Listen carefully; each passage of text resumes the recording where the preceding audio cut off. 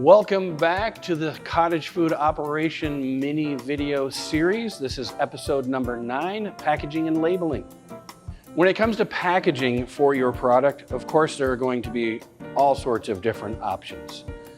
Packaging itself, container size, container portion size, whether your product is a pie, which will go in one container, a nut mix, which will go in another container, a spice mix, which might go in a third container. It all depends on what your product is. But not only that, it also depends on how you're going to sell it. One option for selling it, especially at events, is bulk sales. So for instance, I might do roasted nuts and combine them into a nut mix with other items and sell that product at special events. Of course, I could take that product and I can put it into small packages and I can have some ready to go, and I can do that normally when I'm not at events. But at an event, maybe I consider the option of selling in bulk, in which case I roll out a food-safe container, large storage container that holds a large amount of my product. Now, in order to do that, I would need a scoop, I would need a lid, and I would need to have a food-safe container. But this is an option. After that, a couple of other options make themselves available. So, are you going to sell your product by weight? If you do, if you sell by weight, you will need a certified scale verifying that what you are selling actually weighs that amount. If you choose not to sell by weight, another option is to sell by volume. You can go to any number of stores and find varying sizes deli containers. You can go to your local grocery store and probably find some behind their deli counter. They might even have them shown up top, a 1 cup, a 2 cup, a 4 cup container. You can sell standard volumes for a set rate. If you do that, now you don't need a certified scale, you're simply selling by volume. But the trick is you have to fill it up to the exact same level every single time. Now, if you're not selling by bulk, chances are you're going to be selling in a prepackaged way. What that has to do with is taking your product, putting it into a container, and putting the proper label on it.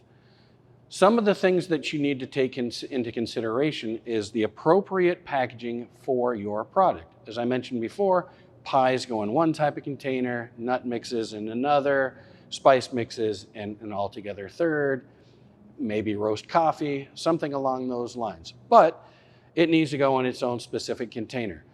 Some things that you need to address are freshness, stability, and how household influences or contaminants might interact with it. When I say household influences, what comes to mind for me anyways is cats. Cats are curious creatures. Many of you have cats. I personally don't. As I mentioned, I have 3 dogs. I don't have any cats. But cats are curious creatures. If you have your product up on a shelf and it's all nice and packaged and all this, I guarantee you at nighttime, old Mr. Whiskers is going to jump up there and nuzzle up on and be checking everything out. If that product is not sealed and taken care of in a proper way, Mr. Whiskers can get his whiskers in your food. He can pop open your containers. He can get pet and cat dander all over it. Those are issues that you need to take into account. Another simple thing that people overlook is the fact of making your packaging and your labeling eye-catching and marketable. Now, when I say eye-catching and marketable, I don't mean that it has to be fluorescent orange with flashing green lights on it and can be seen from space.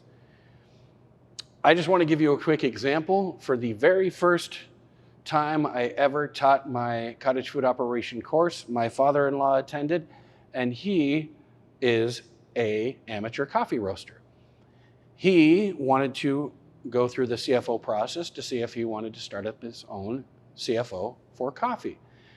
When it came to packaging and labeling, he actually went out and found these great bags that were basically just plain brown paper bags, and he affixed a gold label on it with some black lettering, And he tied it down, and I will be honest with you, it was eye-catching and marketable. I guarantee you, if you put that on the shelf next to all those name brand coffee roasters with their fancy packaging and everything, it would stand out just by virtue of being simple. It would pull people's eye to it because it's not like the other guys.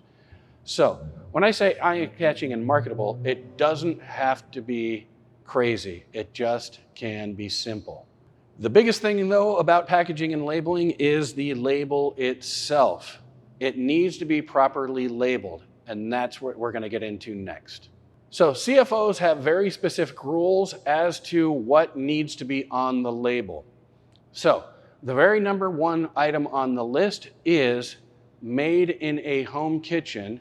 The term made in a home kitchen needs to be on your label and printed in 12-point type.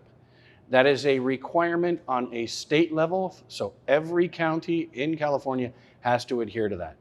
The made in a home kitchen in 12-point type on your label is the next part of your protection from liability as a cottage food operation. In a previous episode, we were talking about whether you should be an LLC, an S Corp, a C Corp, a sole proprietor.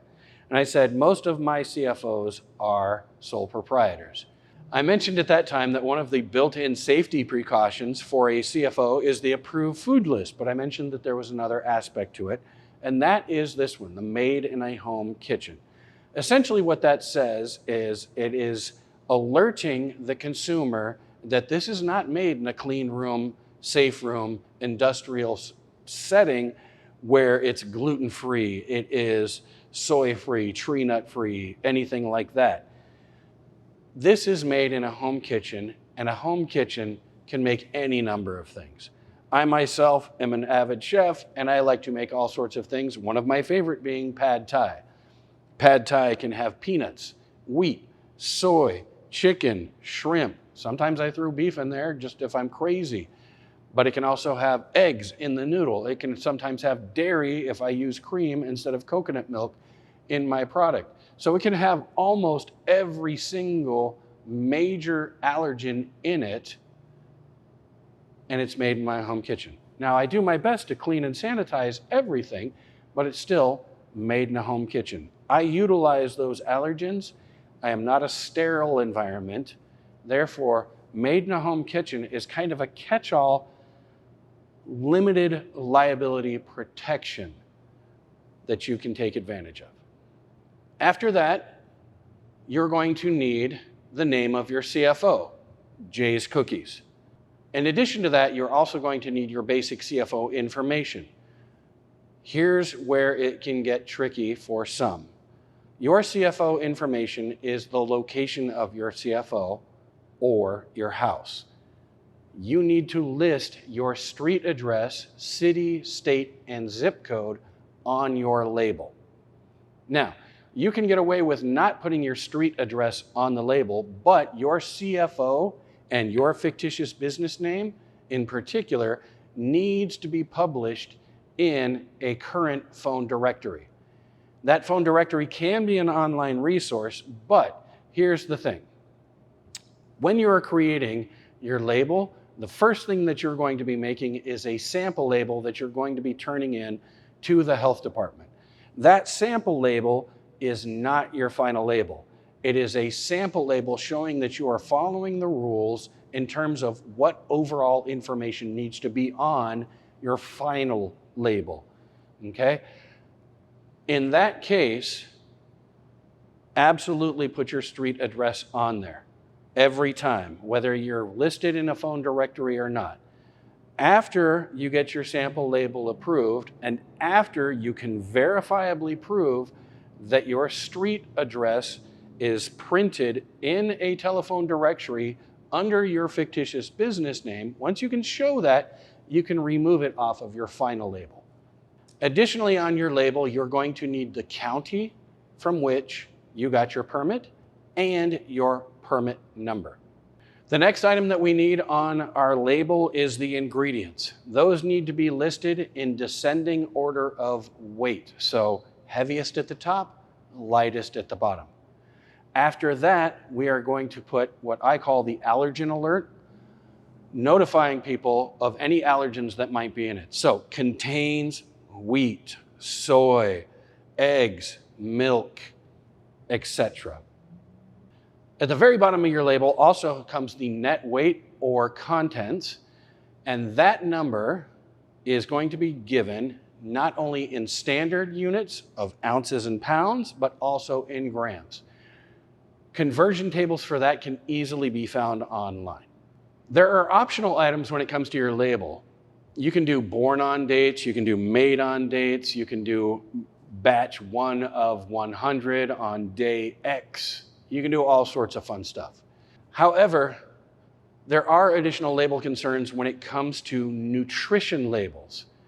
As a CFO, you are not required to put together the traditional nutrition label of serving size, calories, carbohydrates, sugars, blah, blah, blah. You're not required to do all that. However, once you start getting into nutrient and content claim items, then it gets trickier and you will need that. Some of the nutrient content claim keywords can be free, low, reduced, fewer, high, less, more, lean, extra lean, good source of, or light. If you use any of those nutrient content keywords, you need to conform to the labeling content requirements that you see listed on your screen. Additionally, there are health claim content issues. For instance, Quaker Oats is a wonderful oat brand that you might use in your oatmeal raisin cookies. Quaker Oats has the American Heart Association seal of approval on it, and as such, they can claim that Quaker Oats are good for your heart. So, while it could be argued that Quaker Oats are good for your heart, using them in your oatmeal cookies is probably not necessarily good for your heart. But if you make that, these oatmeal cookies are good for your heart because I use Quaker Oats argument, now you have to conform to the labeling requirements you see on your screen. Your label also has to be in English and legible. So if you're going to handwrite your labels, make sure that you are doing so in a manner that people can understand. Use a font that is understandable and easily readable. I like Old English as a font, however, it can sometimes be difficult to read. The S's look like the F's, the H's look like E's. It's crazy. You need to be able to read the label.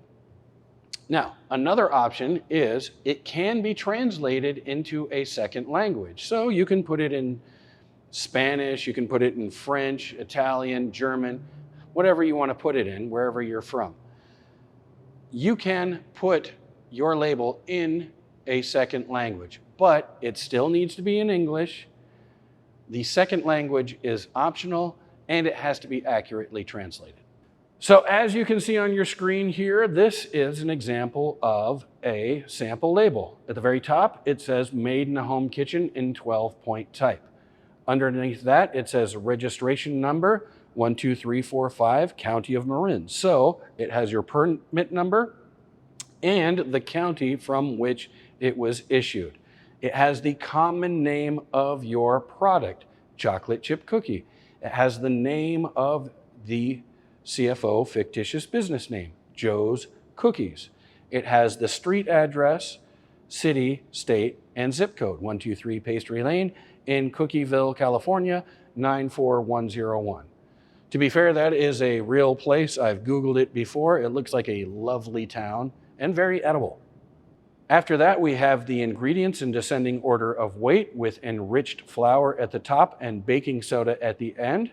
But there is one thing that I'd like to point out, and that is enriched flour has wheat flour, niacin, reduced iron, thiamine, mononitrate, riboflavin, and folic acid as sub-ingredients. Anytime you use an ingredient that is comprised of sub-ingredients, those sub-ingredients need to be listed in your ingredients. Let's say, for instance, you make M&M cookies. As an ingredient, it would be listed M&Ms. After that, it would need to have all of the ingredients that are listed on the bag for the M&Ms. This is one of the areas where sometimes people can get into trouble, which is they don't look at their ingredients to see if there are sub-ingredients involved. There are going to be some that almost always have them. And in terms of this particular sample, I can point one out to you very easily. Artificial vanilla extract almost always has sub-ingredients. It is some percentage of flavoring or some percentage of vanilla bean and alcohol of some percent. Putting together a sample label seems straightforward and can be very simple, but it is also one of the big areas that people can get tripped up and need further assistance or even just a second set of eyes. If that's the case, by all means contact me and I'll be able to help you out. Thanks for watching along. My name is Jay Allis. You can contact me through my email address, which isjallis, JALLIS, @iesmallbusiness.com. You can call our office at 951-781-2345 and ask for me, Jay Allis, and I will be able to help you not just with the CFO, but any other food industry needs you might have. In addition, you can go to our website at OCIESmallbusiness.org. OCIESmallbusiness.org. Thank you.